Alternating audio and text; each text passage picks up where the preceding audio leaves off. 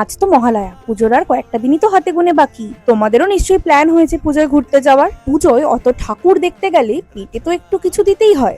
খালি পেটে তো আর বেশি দূর ঘোরা যায় না না। তাই আজকে রেসিপিটা নিয়ে এসেছি চটজলদি আর খুব সিম্পল। আমি এখানে পমফ্রেট মাছ লবণ আর হলুদ দিয়ে ভেজে তুলে নেব।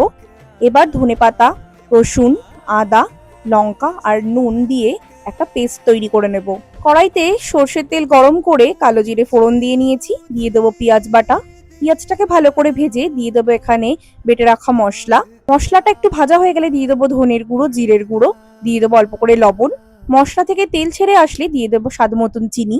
মশলাটা কষিয়ে নিয়ে জল দিয়ে দেবো। জল ফুটে আসলে মাছগুলো দিয়ে দিয়েছি। জলটা ফুটে আসলে উপর থেকে গরম মশলা, ধনেপাতা দিয়ে একটু নেড়ে চেড়ে নিয়ে নামিয়ে নিয়েছি এখানে ধনিয়া পমফ্রেট। চটজলদি দুপুরের লাঞ্চটা শেষ করে বেরিয়ে পড়তে হবে ঠাকুর দেখার জন্য। আর হ্যাঁ, তার সাথে অবশ্যই সাবস্ক্রাইব করো আমার চ্যানেলকে, লাইক কমেন্ট শেয়ার করতে কিন্তু ভুলো না। Till then, tata.